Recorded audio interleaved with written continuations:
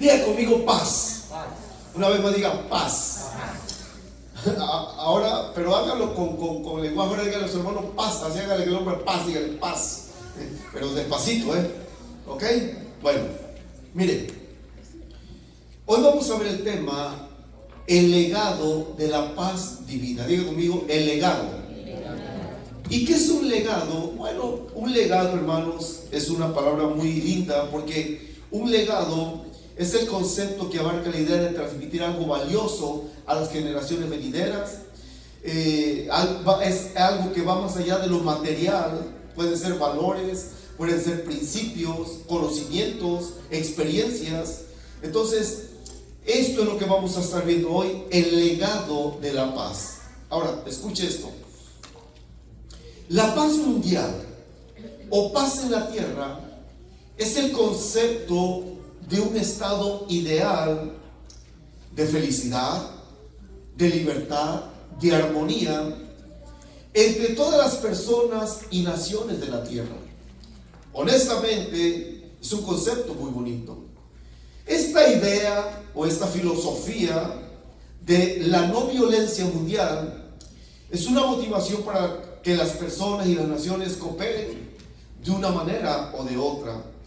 Es la idea de que en algún momento todo el mundo esté en completa paz.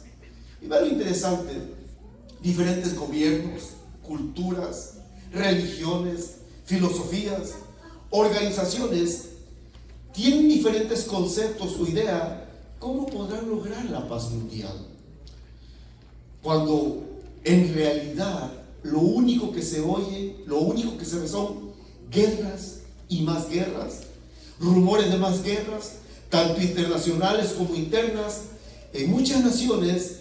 Y entre todo este bullicio y toda esta gritería, existe una palabra que todo el mundo repite, dice paz.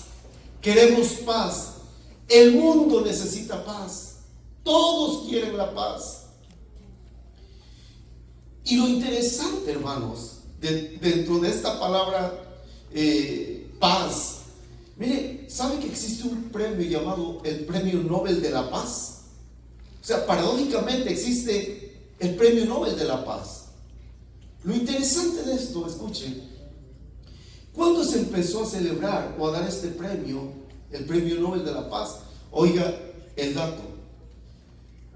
El Premio Nobel de la Paz se empezó a dar en memoria de un hombre llamado Alfred Nobel. Él nació el 21 de octubre de 1833 en Estocolmo, Suecia, en el seno de una familia todos ingenieros. Pasó muchos años en Rusia, donde él se educó en ciencias naturales y humanas, y regresó a Estocolmo, Suecia, después de algunos años. Cuando él regresa a Suecia, a Estocolmo, su familia era una de las más ricas de todo el país. La familia de Alfred Nobel tenía muchas fábricas donde peculiarmente el mayor material que trabajaban era TNT o nitroglicerina, un explosivo. Y en mover la nitroglicerina aconteció un accidente donde murió su hermano Emilio. Por esa razón, este hombre, Alfred Nobel, se dedicó a investigar los explosivos desde otra perspectiva, y él fue en 1867 quien inventó la dinamita, un explosivo mucho más estable, rentable y seguro que la nitroglicerina. Ahora, a lo largo de su vida, Alfred Nobel se dedicó a la industria siderúrgica o industria del acero. Y curiosamente, entre todo esto, él fue uno de los primeros pioneros en establecer fábricas de armamentos de guerra.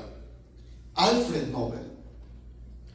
Mientras él fabricaba instrumentos de guerra, algunos lo empezaron a llamar el mercader de la muerte, por lo que producía, por lo que él fabricaba.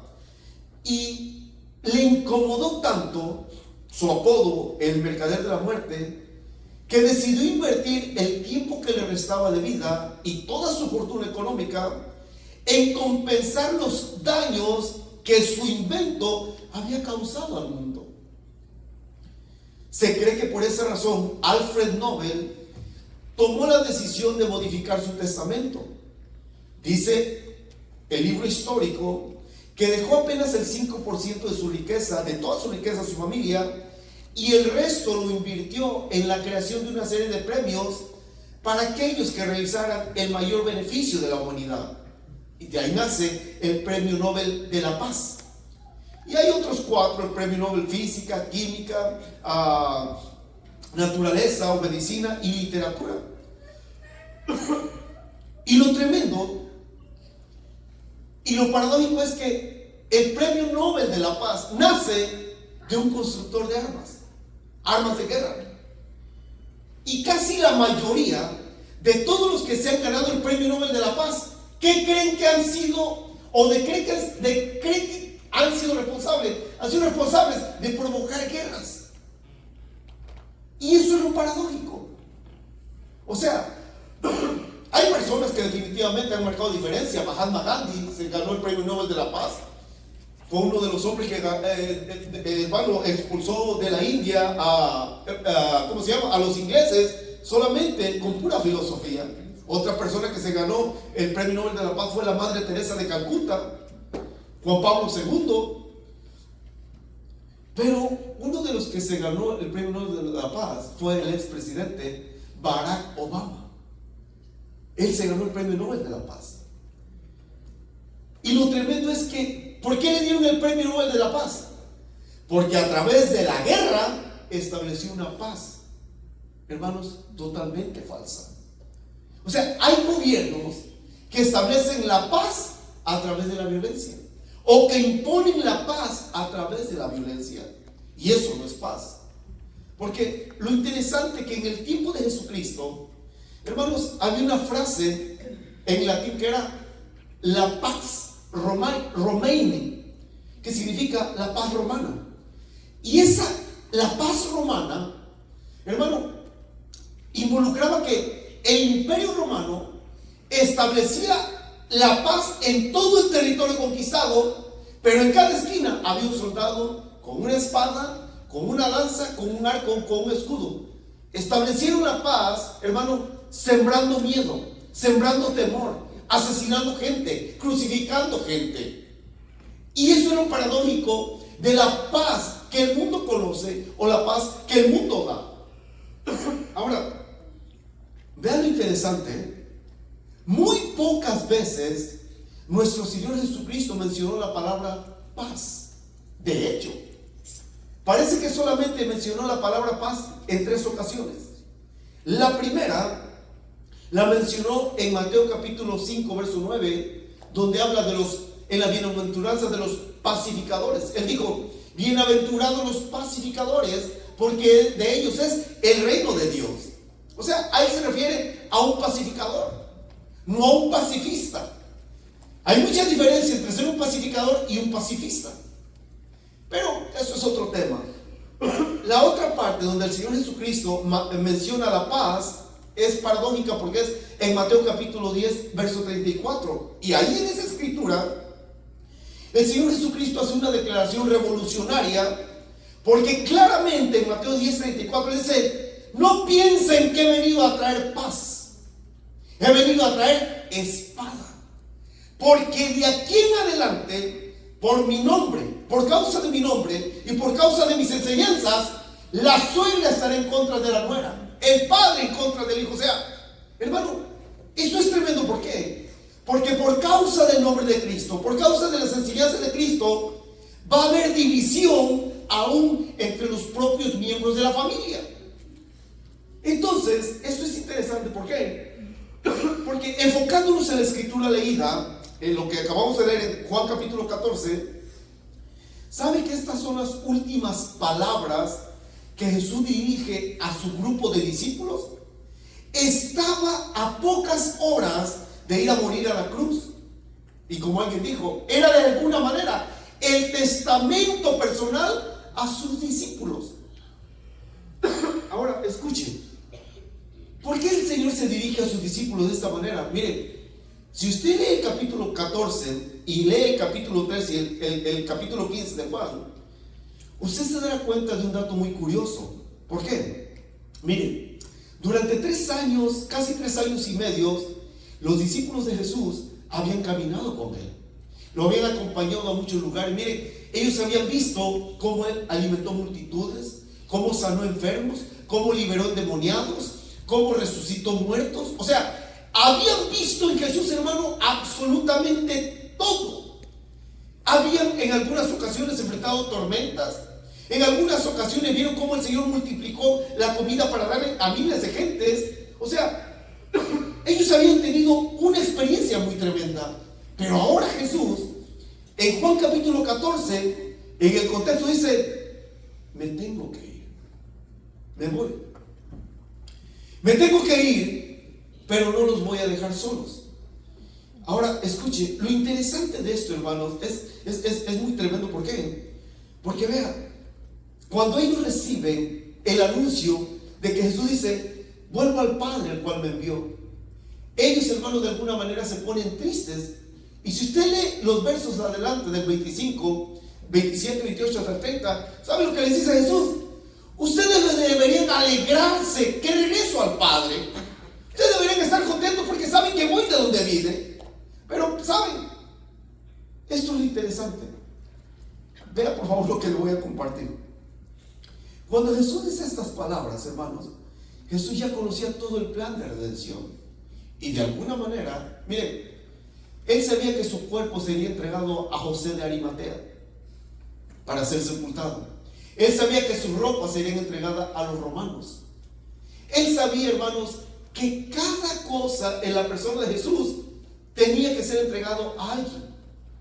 Pero a los discípulos no les deja riquezas, no les deja, hermanos, cosas materiales, no les deja cosas que el mundo quiere recibir. Lo que les dice Jesús a los discípulos: mi paz, la paz les dejo, mi paz les doy. Ahora, escuche esto. En realidad, cuando los judíos escuchaban la palabra paz, mire, ellos entendían perfectamente el significado de paz en hebreo. Para ellos, escuchar la palabra paz era algo muy bonito, porque obviamente hay 2 palabras para paz. Una que es en hebreo, que es shalom, y otra en griego, que es eirene. Y ambas tienen significado diferente. De hecho, escuche, ¿cómo fue que se le reveló Dios a Gedeón como el Dios de paz? Si lo ponen técnicas, miren lo que dice Jueces 6, 23 al 24, dice: pero Jehová le dijo: paz a ti, no tengas temor, no morirás. Y edificó y Gedeón un altar a Jehová y lo llamó Jehová Shalom, el cual permanece hasta hoy en Ofra de los abiezeritas. Con este nombre Dios se revela a Gedeón. ¿Por qué? Gedeón, hermano, cuando tuvo la experiencia que se encontró con Dios, dijo: seguramente voy a morir. Y Dios le dice: paz a ti, tranquilo, no vas a morir. Pero lo interesante de esto, hermano, mire, la palabra shalom no significa paz en el enfoque de ausencia de problemas o ausencia de conflictos. No, de hecho, para nosotros los occidentales, hermano, desear la paz es no tener problemas, no tener conflictos, no tener, hermano, discrepancias con nadie. Y uno dice: estoy en paz. Esa no es la paz que Dios da. ¿Por qué? Porque la paz en hebreo, que es shalom, hermano, involucra todo el bienestar, toda la seguridad que alguien le puede dar a alguien más, porque ese alguien tiene la capacidad, la facultad, la cualidad y las virtudes para que a esa persona que se le dice shalom le vaya bien y esté bien. Esa es la diferencia entre la paz que el mundo da y la paz que Dios da y la paz que en Dios encontramos. Por eso es muy importante, hermano, que recordemos esto. Cuando el Señor Jesucristo le dice a usted, a los discípulos: les doy la paz, mi paz les doy. ¿Sabe lo que ellos entendieron? todo el beneficio, todo lo mejor, nos lo está prometiendo en esta palabra. Pero entonces viene algo más tremendo. ¿Por qué?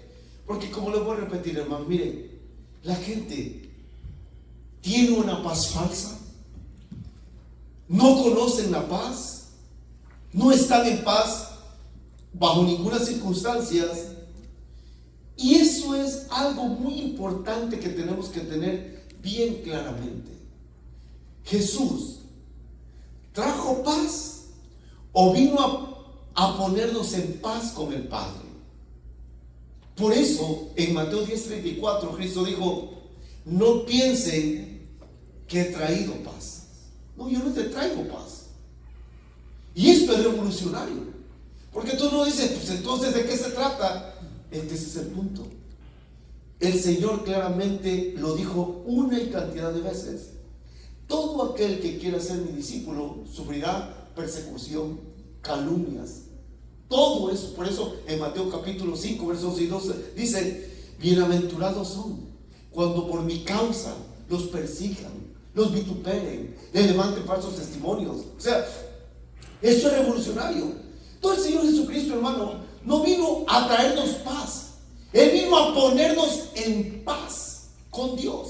Esa es la diferencia entre Shalom e Irene. Porque Shalom es en los mejores beneficios que Dios nos puede dar, pero Irene son los beneficios que obtenemos a través del sacrificio de Jesucristo. Por eso mucha gente, hermano, no entiende lo que es la paz. Y mire, vea lo curioso, mucha gente puede tener buen trabajo, buena salud, buenos dividendos, puede tenerlo materialmente hablando lo mejor, pero no tiene paz. No tiene paz. Una persona puede, de hecho, aún conocer mucho la palabra de Dios, pero no tienen paz. ¿Y por qué no tienen paz? Porque mire, al final de cuentas, hermano, esa palabra Eirene involucra el beneficio o el resultado de la reconciliación a través de Jesucristo. Por eso ve lo que dice Romanos capítulo 5 verso 1. Ve lo que dice ahí. Dice: justificados pues por la fe, ¿tenemos qué? Tenemos paz. Ahora vean lo interesante: no conocemos la paz, tenemos la paz. Tenemos la paz. Tenemos la paz. ¿Con quién? Con Dios. Ahora aquí viene el punto. Ese es el punto. La paz, el primer nivel, mire, escuche esto. El primer nivel de la paz, ¿sabe con quién tenemos que estar en paz? Con Dios. Y amable oyente, tú nunca podrás estar en paz, la paz divina, la paz que Cristo da, si primero no te reconcilias con Dios. Y para que tú te reconcilies con Dios, no lo puedes hacer a través de un acto religioso. No lo puedes hacer a través de una ofrenda, a través de una limosna, a través de tu propio sacrificio. No puedes. Y lo digo con todo respeto y con todo el amor del mundo y con todo el cariño y con toda la empatía. Pero antes de que fuéramos justificados por la fe a través de Jesucristo, ¿qué no hacíamos para estar en paz? ¿Qué no hacíamos para tener paz? Y lo digo con respeto. Yo estaba caminando de rodillas a la iglesia popular, a la religión tradicional. Me golpeaba el pecho, decía todos los rituales. ¿Y sabe qué? Nunca tuve paz. Nunca tuve paz. ¿Por qué? Porque, hermanos, yo todavía no tenía a Cristo en mi vida. Todavía no conocía, hermanos, quién era Dios. Y por eso, ¿saben lo interesante? Pudiéramos decir, bueno, eso se aplica al inconverso. No, esto también se aplica al creyente.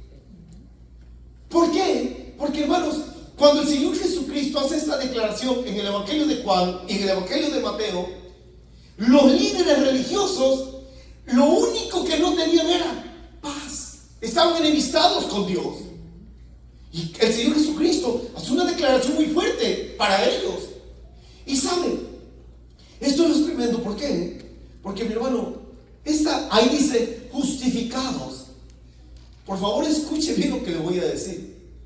Una cosa es ser justificado y otra cosa es ser perdonado. Se lo voy a explicar. El perdón involucra la amnistía. Pero ponga atención a lo que le voy a decir. Una persona perdonada, hermanos, escúchese bien, es aquella persona que se le absuelve de un delito, pero sigue siendo culpable. Si la pasó, y el perdón en Cristo es que este es el orden correcto. Me absuelve mi arrepentimiento, se me otorga el perdón, pero tengo que aplicar la justificación. Porque ¿qué es la justificación? La justificación es el acto en el que Dios voluntariamente declara a una persona totalmente inocente, como si nunca hubiera cometido ese delito. Y esa es la diferencia. Obtengo el perdón, pero yo sé que cometí ese pecado. Pero cuando viene la justificación, es cuando el Señor en un acto personal dice: te declaro totalmente inocente, como si nunca hubieras cometido tal pecado. Entonces, cuando viene la justificación, es un acto de fe. Por eso dice ahí: justificados pues por la fe, tenemos paz. ¿Con quién? Ahora vean lo interesante. Yo puedo tener el perdón, pero cuando no entiendo cómo aplica la gracia y la misericordia de Dios, sé que soy perdonado, pero todavía me voy a sentir culpable. ¿Saben por qué? Porque todavía no he recibido el beneficio de la justificación. Pero cuando entiendo que en Cristo soy justificado, vengo ante Dios con una conciencia limpia, con una conciencia en paz. ¿Saben por qué?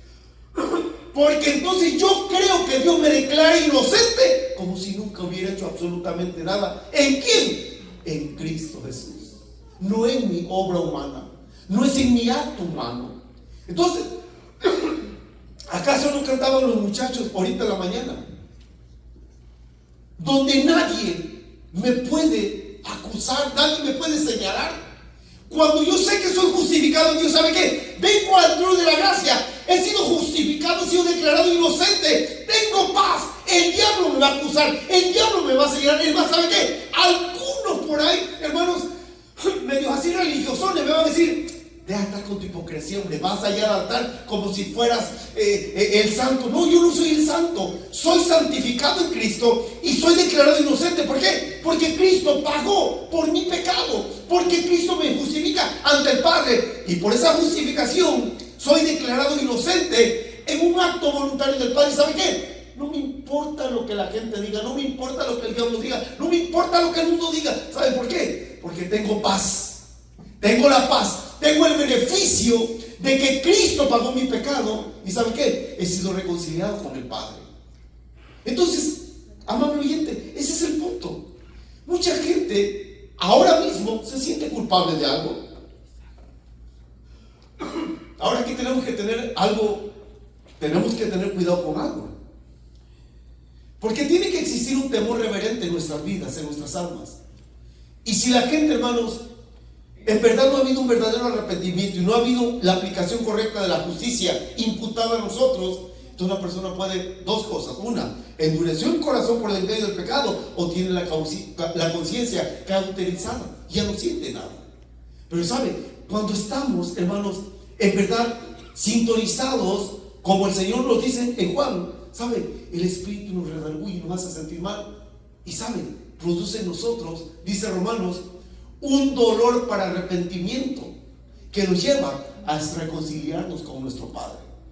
¿Y cómo se llama eso, hermanos? Ese es el resultado de la justificación. Por eso, mire, mientras no pueda entender la terrible situación en la que el ser humano está, nunca una persona podrá disfrutar de los beneficios de la paz de Dios. Pero mire, cuando tengo a Jesús, tengo su paz. Cuando soy justificado, el Señor Jesucristo me ha justificado. Y esto es lo lindo de la paz. Por favor, recuerden lo que leímos en Juan 14, 27. El Señor Jesucristo dice: la paz les dejo. Pero sabe, hermano, que en el original griego no, o sea, no, ese no es la idea correcta. La idea correcta es: en paz los dejo, porque mi paz les doy. Y si te doy mi paz, entonces puedes estar en paz. Vea lo que dice Cristo: en paz los dejo, mi paz. Él no dice la paz, Él dice mi paz. Ni siquiera dice la paz del mundo, ni siquiera dice la paz de la religión. No, Él dice mi paz. Es la paz. Mire, ¿saben qué clase de calidad o qué calidad de paz nos está dando el Señor? Nos está dando una paz divina, nos está dando una paz celestial. Y esto es tremendo, hermano. ¿Por qué? Porque mire, en toda la Biblia, hermanos, siempre hay un beneficio de la paz de Dios. Mire, están pasando muchas cosas en el mundo. Sí, guerras, más guerras, conflictos internos. Aunque este gobierno le ordenó a Vladimir Putin que no atacara más Ucrania, lo sigue atacando. Ucrania se defiende. Irán con Israel, Irán, se siguen bombardeando. Los hutíes de Yemen siguen lanzando misiles balísticos a Israel. Y no importa cuántos tratados de paz se hagan, cuántos tratados de paz se han firmado, y no se logra la paz. Entonces, paz no es ausencia de problemas. Paz es esa condición de serenidad, de tranquilidad, de seguridad que una persona puede tener en medio de cualquier guerra, en medio de cualquier situación. Y le digo, cuando hay ausencia de paz, por eso la gente anda con miedo, anda con temor, no pueden dormir, están preocupados, se andan tronando los dedos. No le estoy diciendo que no estamos expuestos a eso, somos humanos. Pero si recordamos, Romanos 5:1 dice: justificados pues por la fe. La fe juega un papel muy importante en la paz, porque mi paz, que por fe tengo en Cristo, me da la garantía, la seguridad que Él cuida de mí, que Él me protege, y que aun cuando Él permitiera situaciones incómodas, indeseables, sé que Él está conmigo. Vean lo que dice Isaías 26. Ahí dice, vean lo que dice: tú guardarás en un poco de paz. ¿Cómo dice ahí? En completa paz. ¿Cómo es la paz de Dios? Cuerpo, alma y espíritu, intelecto, voluntad y emociones. Hay gente que tiene paz, hermano, en un área de su vida, pero no tiene la paz completa. Por eso dice ahí, tú, o sea, a Dios. Dios es el único que nos guarda en una completa paz. Pero ¿cómo lo logro? Claramente dice ahí: aquel cuyo pensamiento en ti, ¿qué? ¿Porque qué? En ti ha confiado. Ahora, hágase una pregunta: ¿en qué están enfocados nuestros pensamientos? ¿En qué están enfocados nuestros pensamientos? Y en base a donde estén enfocados nuestros pensamientos, o a donde estén fundamentados nuestros pensamientos, le digo algo: ese es el fundamento en lo cual confiamos. ¿Por qué? Y lo digo con todo el respeto del mundo, pero la pregunta es: ¿en qué o en quién realmente usted confía?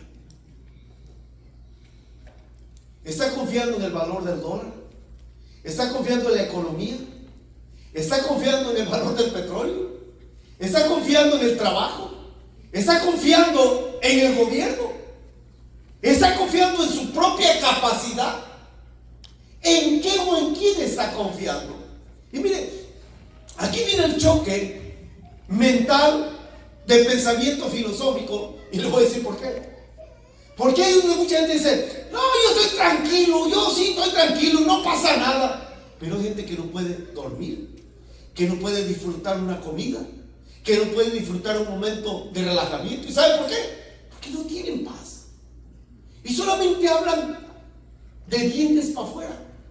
Aleluya, hermano, gloria a Dios por si nos manda para nuestros países. Aleluya. Ese aleluya es más falso que nada. No tienen paz. Es pura apariencia. ¿Y por qué? Porque se está revelando, al final de cuentas, cuál es nuestra fortaleza mental y en quién realmente estamos confiando. Por eso dice ahí: tú guardarás en completa paz a aquel cuyo pensamiento en ti persevera. Y ahí es donde yo le digo: conozca la Biblia. Porque hay cantidad de promesas donde el Señor dice: yo te voy a guardar, yo te voy a cuidar, yo te voy a proteger. ¿Acaso eso no dijo David? Jehová es mi pastor, nada me faltará. Y saben, cuando David dice: aunque ande en valle de sombra y de muerte, ¿saben lo que dice David? Voy a pasar etapas oscuras donde mi vida estará en peligro. Voy a pasar esas situaciones. Porque dice David: aunque ande en valle de sombra y de muerte, no temeré mal alguno, porque tú estarás conmigo. Pero realmente, hermanos, mire, hay un pánico en los seres humanos por cosas que están aconteciendo en el mundo entero. Y usted dirá: pues entonces vamos a darle. No, tenemos que ser sabios. La palabra de Dios dice: el sabio ve el peligro y lo evita. No se exponga a situaciones. Eso es tentar a Dios, o eso es ser imprudente. Decimos: Dios me cuida. Dios nos cuida, pero no tentemos a Dios. Esto es muy delicado, porque la pregunta sigue ahí en el aire: ¿en qué o en cómo confiamos realmente? ¿En qué o en quién confiamos realmente? Estoy confiando. Mire, escuche esto. Muchos podemos decir: bueno, ya me puedo ir para mi país, ya pagué mi casa, ya tengo un patrimonio. ¿Y qué si allá en su país lo están esperando los gangueros, los extorsionadores, la mafia? ¿Qué? ¿Ah? Usted era pastor, no sea pesimista. No, no soy pesimista. Lo que le estoy diciendo: pongamos nuestra fe plena, absoluta y total en Dios. Porque el Dios que nos cuida aquí es el Dios que nos cuida allá. Y el Dios que permitió que viniéramos aquí es el Dios que decidirá si nos tenemos que regresar. Por eso dice ahí: tú guardarás en completa paz aquel cuyo pensamiento en ti persevera, porque en ti ¿qué? Ha confiado. Mire, Cristo dijo: los dejo en paz, mi paz les doy. No se turbe nuestro corazón. O sea, y cuando yo creo esa promesa, le digo algo, hermano. ¿Se acuerda lo que leíamos el miércoles? Dios no es injusto para olvidar. Él guarda, cuide, protege, defiende, porque Dios no es injusto. Yo quiero decirle algo con mucho respeto, hermano. Pero si nosotros creyéramos, tal y como dice Isaías 26:3, ¿sabe qué? La cosa cambiaría. Porque hay veces que tenemos paz si hay dinero en el banco. Hay veces que hay paz si tenemos muchos buenos trabajos o contratos. Pero ¿qué si no hubiera eso? ¿Qué si no existiera eso? ¿Están aquí? Entonces, mire, confíe en Dios. Porque la diferencia, hermano, mire, podemos dar tantos ejemplos de la confianza en Dios. Por eso la Biblia dice: porque por fe andamos, no por vista. Imagínense, solo piensen en perspectiva esto. Hoy hay leyes antimigrantes en contra del pueblo hispano, no del cristianismo, del pueblo hispano, del pueblo latino. pero usted y yo nunca hemos sufrido una persecución como la que sufrieron las personas que relata la Biblia. Ejemplo, cuando el rey de Medo Persa puso una ley que todo aquel que orara a otro Dios que no fuera el rey de Persa iba a ser echado al pozo de los leones. Eso era una ley en contra de las creencias religiosas. ¿Qué hace Daniel? La Biblia relata que Daniel oraba como siempre lo hacía, en la mañana, al mediodía y en la tarde. ¿Qué hacía Daniel? Daniel confiaba en Dios. ¿La ley era real? Sí. ¿La ley se aplicó a Daniel? Sí. Cuando vinieron a acusar a Daniel, ¿qué le dijeron al rey? Oh, vive el gran rey. Tú dijiste y tú firmaste y pusiste al sello que todo aquel que orara iba a ser echado en un pozo de leones. Sí, dijo el rey. ¿Quién rompió esa ley? Daniel. Pero sabe que la Biblia dice que el rey amaba a Daniel. Y dice que estuvo porfiando desde la mañana hasta la noche. Y todos los contrarios a Daniel le dijeron: no, tú lo firmaste y no puede ser quebrantada la ley. Finalmente dice que el rey dijo: bueno, échenlo al pozo. ¿Saben? No vemos que Daniel, no, por favor, no me echen. No, Daniel estaba confiado. Y vean lo tremendo. Dice que esa noche el rey se puso en ayuno por Daniel. No comió desde la tarde hasta el otro día. Daniel estaba confiado. Daniel estaba pensando en las promesas de Dios. Y cuando, hermano, lo avientan allá, miren, el rey ni pudo dormir. Eso relata Daniel capítulo 5. Daniel ni pudo dormir. Y al otro día va: Daniel, siervo del Dios Altísimo, Daniel. Y cuando oye la voz: vive, oh gran rey, que yo fui encontrado inocente ante Dios y ante ti también. Pero lo que pregunta el rey dice: Daniel, tu Dios a quien sirves y en quien tú confías, ¿te ha podido librar de los leones? Mire, ¿qué pasó en esa cueva? ¿Qué pasó en ese pozo? Un día yo se lo voy a preguntar a Daniel. Primero, ¿cuántos leones eran? Segundo, ¿de qué tamaño tenía la melena? Mi hermano, digo, solamente estoy argumentando, a lo mejor, hermano, Daniel tuvo de almohada la melena de los leones. No sé. Usted usa su imaginación. Si usted no le pone imaginación a la Biblia, usted es un aburrido. Claramente la Biblia dice, hermano, que Daniel dijo: el ángel de Dios de quien soy el que sirvo, el Dios de quien soy el que sirvo, envió su ángel y cerró la quijada de los leones. Mire, ¿qué habrá pensado Daniel cuando estaba ahí? Ha de haber dicho: Señor, tú dijiste, aunque pases por el fuego, no te quemarás. Y aunque pases por las aguas, no te morirás. Señor, tú lo dijiste, Señor, tú lo prometiste. Así que, Señor, por tu causa voy a enfrentar a esos leones. Mire, Daniel estaba tranquilito ahí. Yo le digo algo: hay vidas y hay personas que ahorita mismo no tienen la paz de Dios. Están con una zozobra por los hijos, por las hijas, por el cónyuge, por el papá, por la mamá, por la economía. Amigo, concentra tu pensamiento en las promesas de Dios y Él cumple su palabra.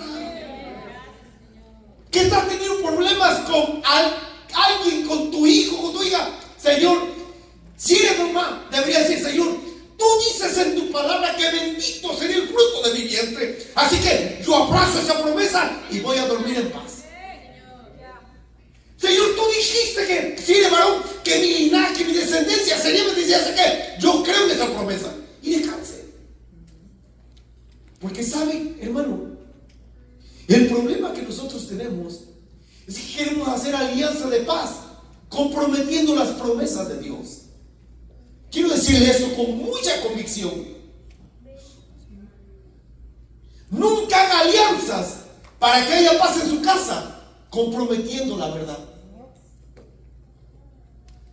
Se lo voy a decir más específico. Hoy tenemos una generación de padres, de madres, que tienen miedo a que los hijos se ofendan, que tienen miedo a que los hijos se vayan. Mire, si se van a ofender y se van a ir y se van a ir a quebrar los dientes y van a regresar pronto, que vayan y que se quiebren los dientes. Pero ponga reglas, ponga normas, use su autoridad, porque si no, usted va a estar dudando de Dios y a la vez comprometiéndose con su familia, con sus hijos, con los miembros de su familia. ¿Y sabe qué? Al final de cuentas ni siquiera va a haber paz.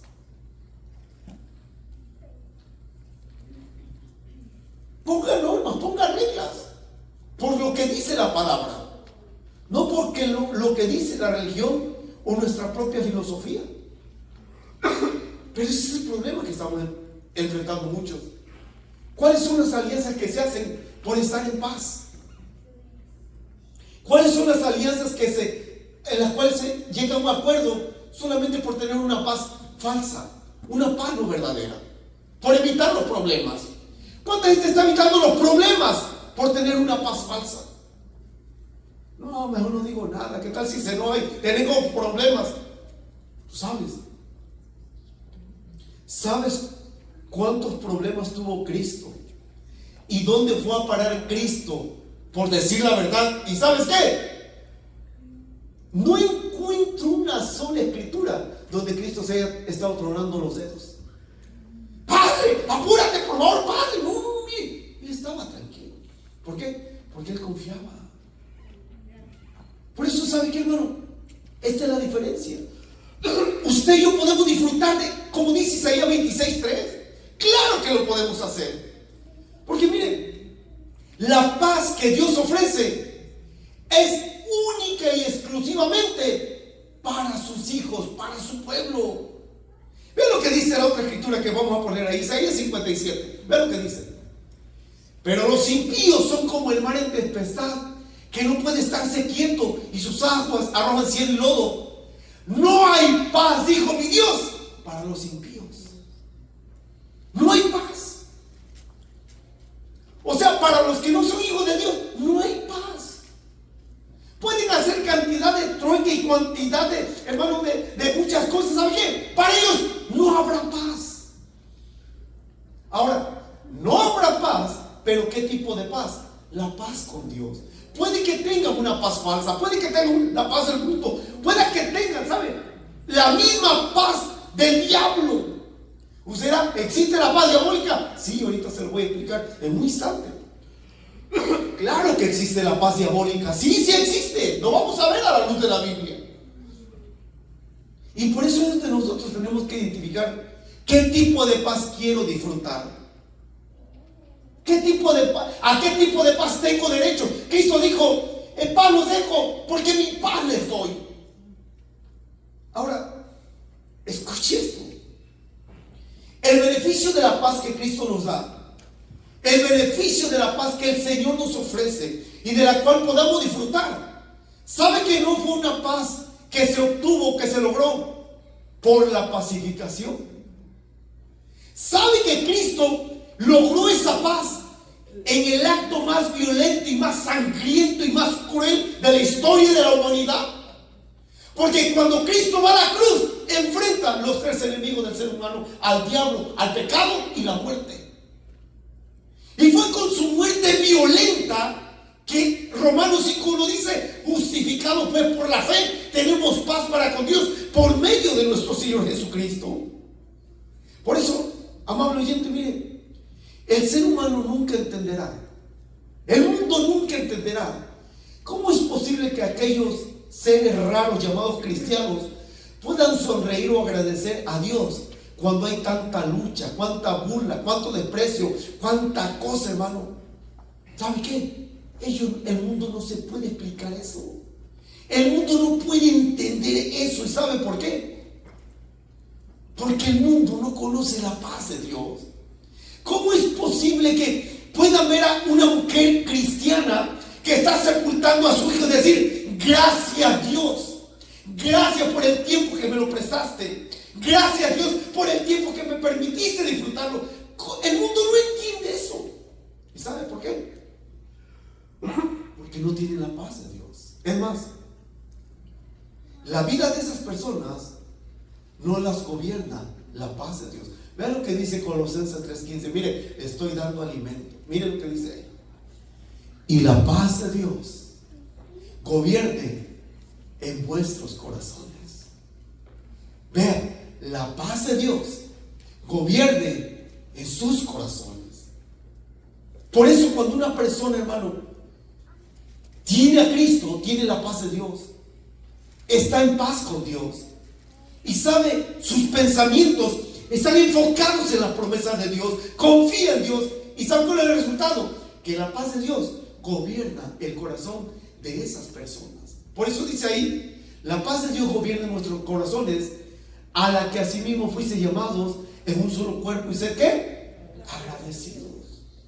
¿Agradecidos de qué? Gracias a Dios por la paz que solo tú me puedes dar. Gracias a Dios por la paz que el mundo no me puede dar. Gracias a Dios por esa paz a pesar de tanta lucha, de tanta prueba, de tanto conflicto. Gracias a Dios, muchas gracias. Y como lo voy a repetir, la paz no es la ausencia de conflicto, es la presencia de Dios, las promesas de Dios, lo que da la seguridad de que todo es pasajero y al final de cuentas todo estará bien. Es esa persona, hermano, que en sus corazones tiene esa seguridad que nada ni nadie le puede robar, esa tranquilidad en sus vidas. Por eso miren, dice ahí, la paz de Dios gobierna en vuestros corazones. ¿Quién, hermanos? ¿Qué gobierno no promete la paz? ¿Qué partido político no promete la paz? ¿Qué religión, hermano, no busca la paz? Uy, olvídese. Mire, muchos prometen la paz. Los políticos, los religiosos, los economistas. O sea, ¿por qué? Porque, hermano, escuche esto. Al final de cuentas, el Señor Jesucristo, hermano, es el único que nos puede dar la paz. Por eso, en Filipenses capítulo 4, verso 7, eso no está en la pantalla, claramente ahí dice, hermano, la paz que sobrepasa todo entendimiento y guarda nuestros corazones, habita en nosotros. La paz que sobrepasa todo entendimiento. Ahora, con esto ya voy a tomar la recta final, pero escuche bien. Iglesia, por favor entiendas esto. Estamos en la víspera de que suene la trompeta final, donde cual el Señor arrebate a su iglesia.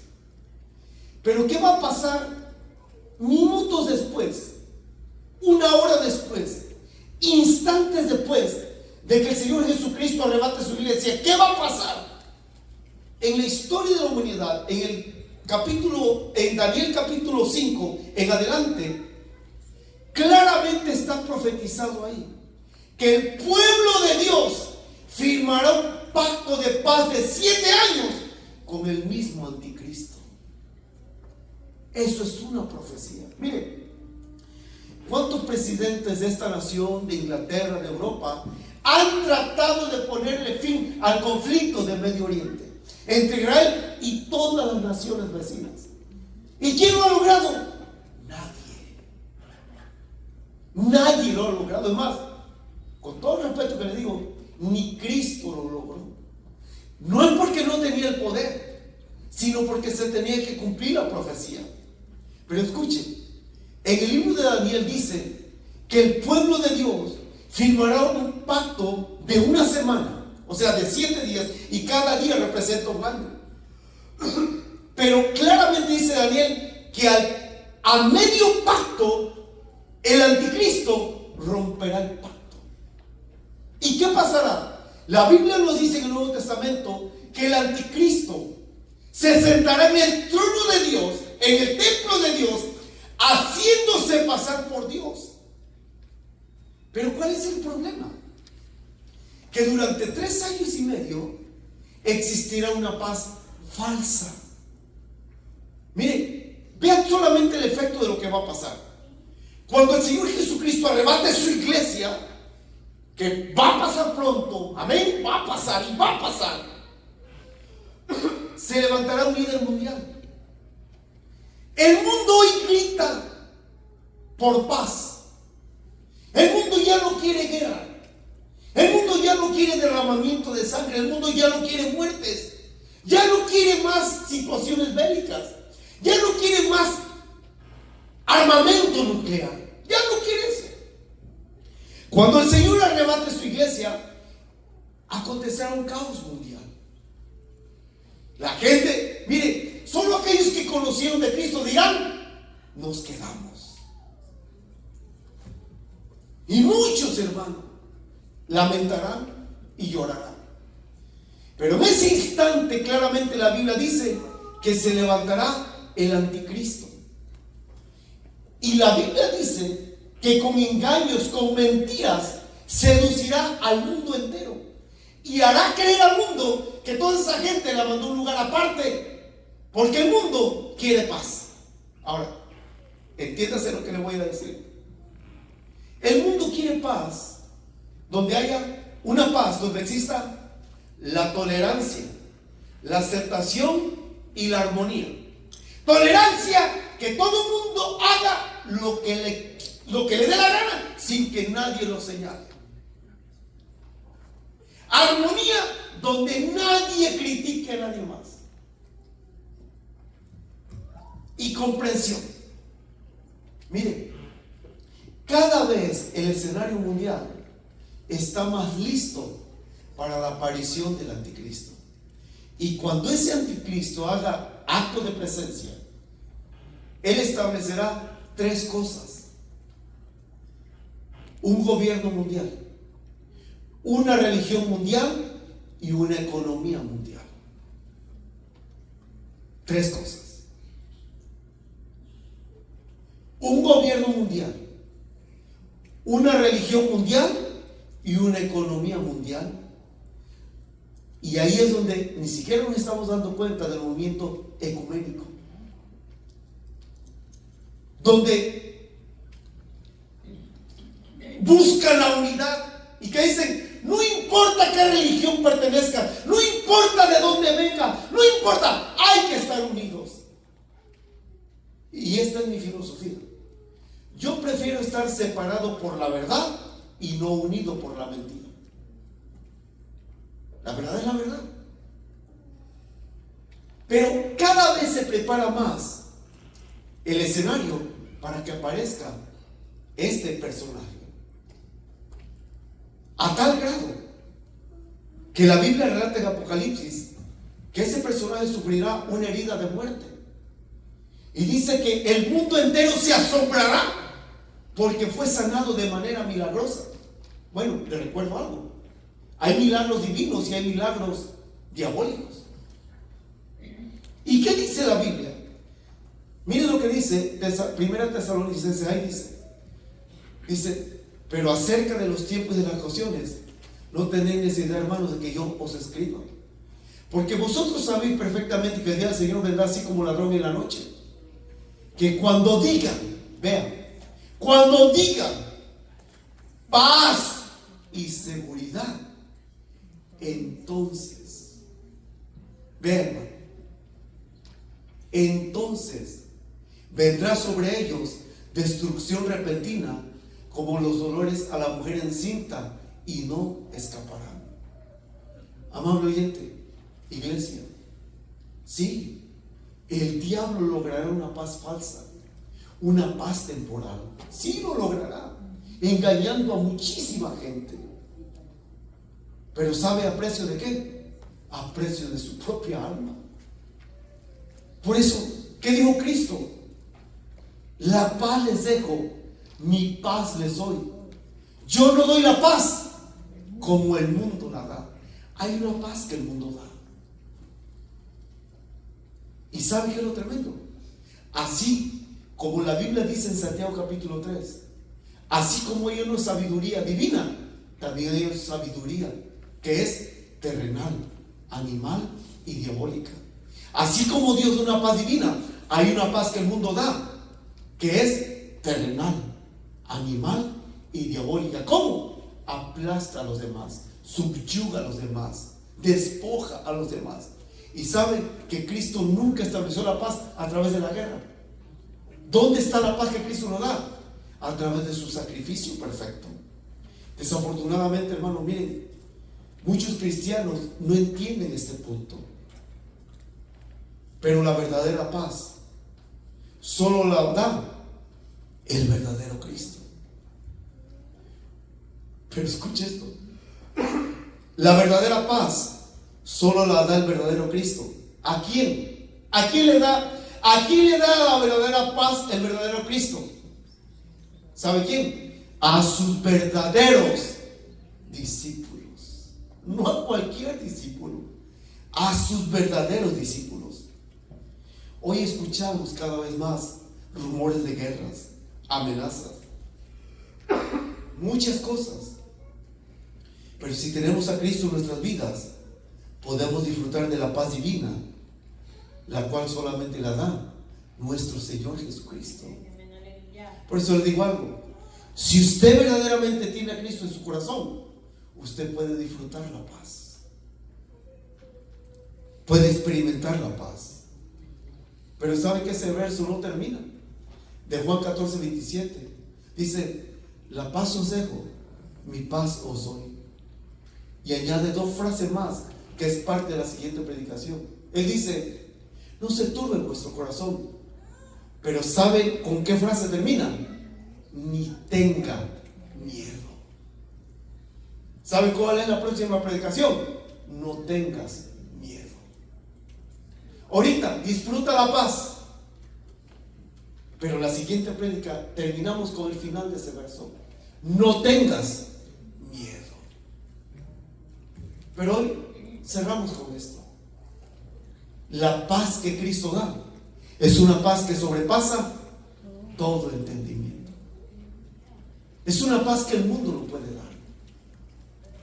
Y si usted lee Efesios capítulo 4, verso 11 al 12, dice ahí claramente que Cristo con su sangre vino a derrumbar el muro que nos separaba de Dios y a ponernos en paz con nuestro Padre Celestial. Por eso Él es nuestra paz.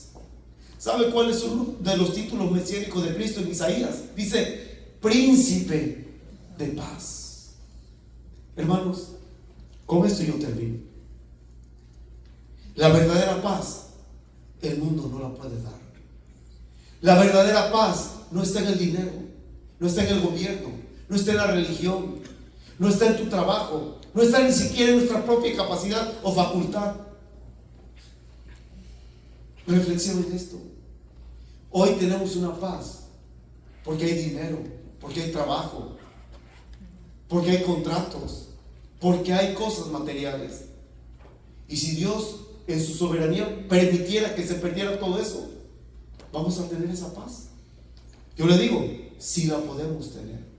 Si aplicamos Isaías capítulo 26, verso 3: tú guardarás en completa paz aquel cuyo pensamiento en ti persevera, porque en ti ha confiado. Le recomiendo esto: busque esa película en YouTube llamada Quo Vadis. Quo Vadis es la película donde relatan cuando el emperador Nerón metía al Coliseo Romano a los cristianos, hombres, mujeres, bebés. ¿Y sabe qué hacía? Le soltaba a los leones. ¿Y sabe cómo morían los cristianos de esa época? Cantando himnos, alabando a Dios. Por eso muchos romanos se convirtió a Cristo, porque a pesar que veían que los leones los estaban devorando, ellos decían: contamos con la paz de Dios. Hoy usted y yo, gracias a Dios, no hemos sufrido una persecución así. Pero ¿qué si pasara? ¿Qué si Dios lo permitiera? Gracias a Dios todavía no llegamos a eso. Y esperemos que el Señor nos lleve antes de que se suelte la verdadera persecución. Pero hoy, esa es la promesa de Dios para usted: la paz les dejo, mi paz les doy. Y si no tienes esa paz, ¿por qué hoy no te apropias de ella? ¿Cómo? Entrégale tu vida a Cristo. Ahora, si eres cristiano, dirás: pastor, yo todavía tengo nervios. Bueno, concentra tus pensamientos en Dios y Él traerá paz a tu vida. ¿Cuánto lo entendimos? Le damos un aplauso al príncipe de paz. Amén. Vamos a poner sobre nuestros pies. Vamos a poner sobre nuestros pies, por favor, y vamos a hacer una pequeña oración.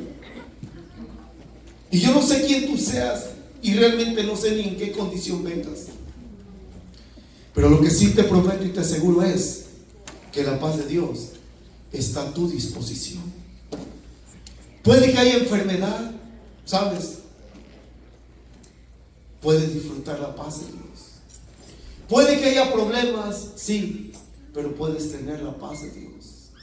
Puede haber muchos conflictos y en medio de todo eso puedes tener la paz de Dios. Como dice el canto, puedes tener paz en medio de la tormenta. Así que yo no conozco tu situación, pero si tú quieres venir a este altar a entregarle tus cargas, tus penas al Señor, haz